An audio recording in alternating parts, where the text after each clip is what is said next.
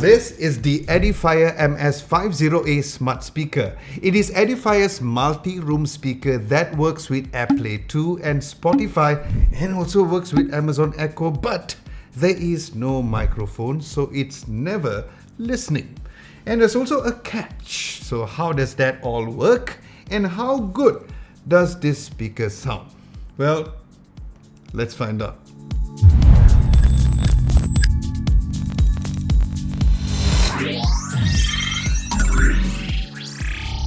So the unboxing process is pretty simple, where the box comes in white with the visuals of the speaker in front and the speaker's playback and compatibility options down below.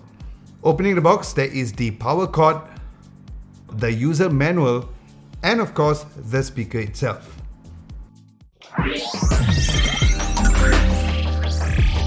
Next, let's talk about the design of these speakers.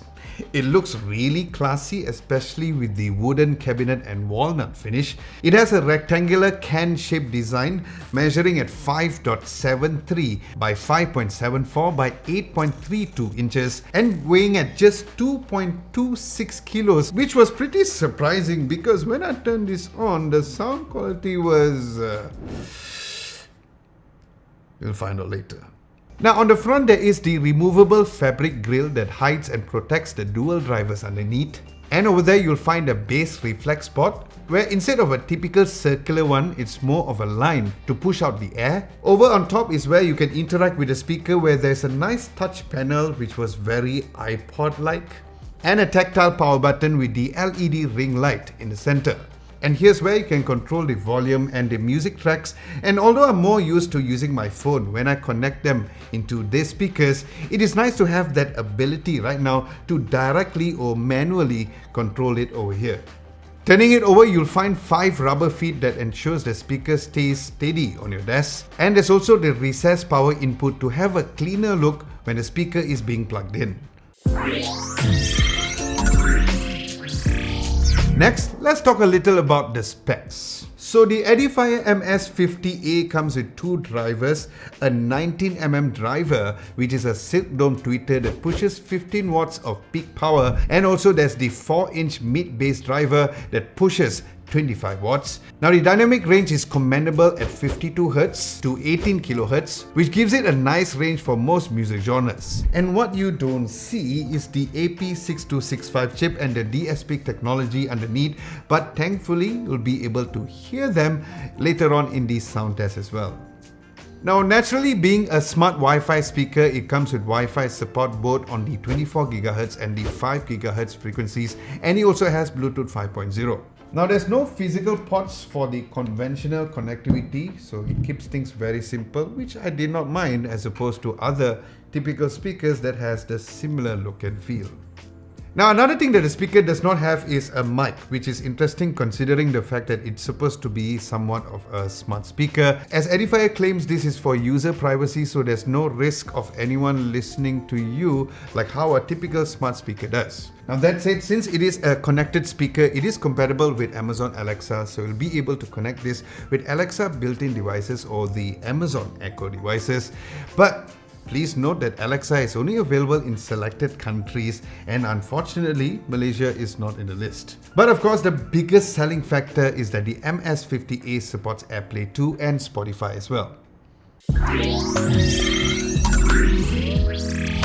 So the setup process was also very straightforward. First, you'll need to download the Edifier Home app, which is available both for Android and iOS devices. Now once the app is loaded, switch on the speaker, and even before I tried to add the speaker manually, the speaker would have Alexa's voice prompt that is in the setup mode, and follow the instructions accordingly, where the speaker will also pop up in the app itself. Now after adding the speaker, you'll be prompted to enter your Wi-Fi and password, update the firmware if needed, and you're all set.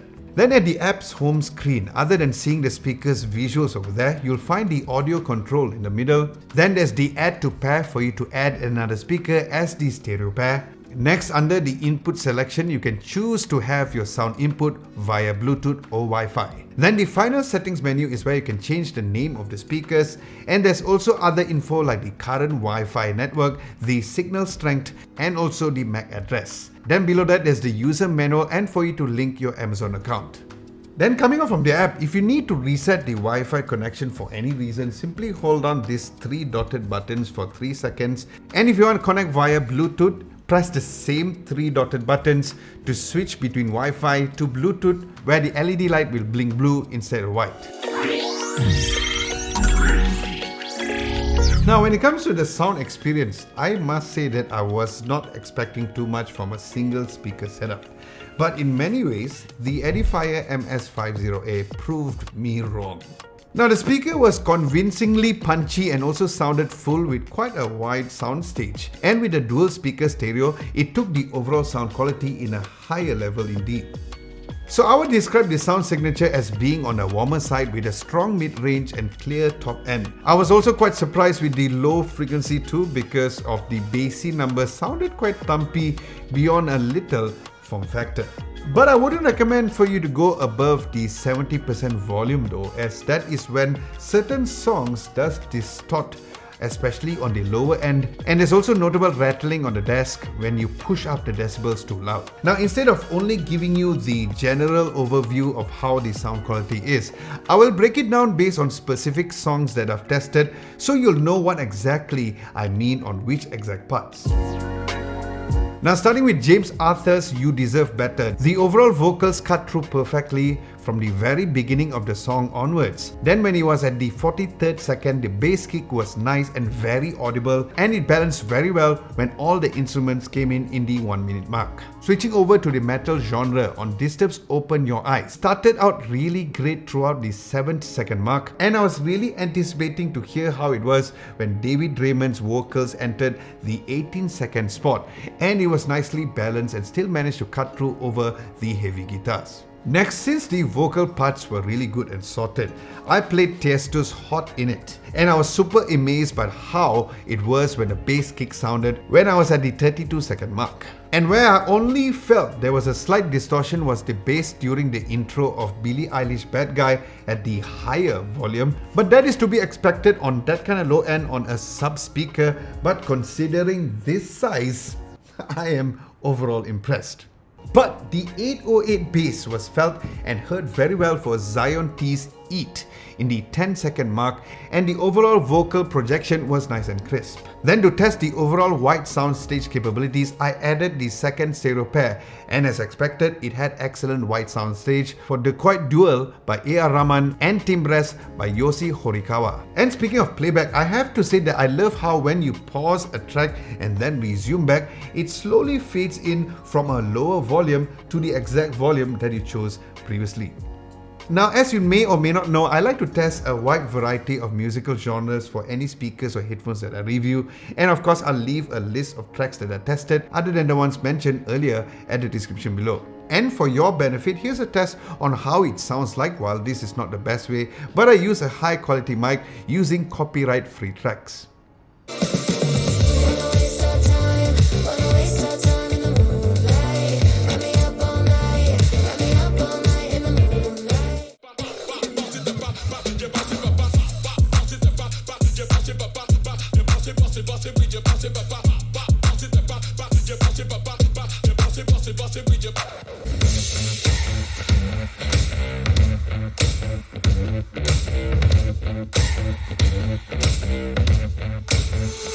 So what do you think? Sounds pretty good, right?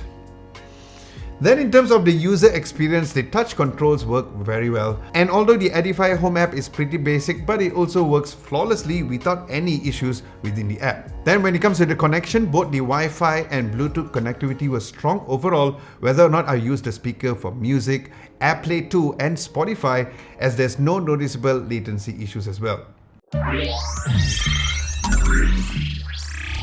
So overall, I would give Edifier the benefit of a doubt for having its very first smart speaker, although it does not have the Google Assistant, but I would give this an A+ for the overall experience and the sound quality for such a small size speakers that gets many things right.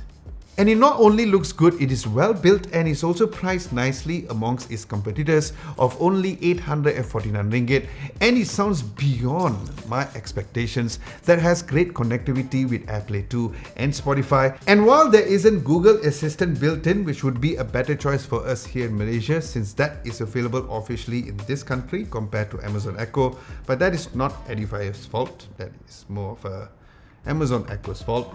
But I would still recommend this speaker, and I'll leave links down below for you to get yourself one or two.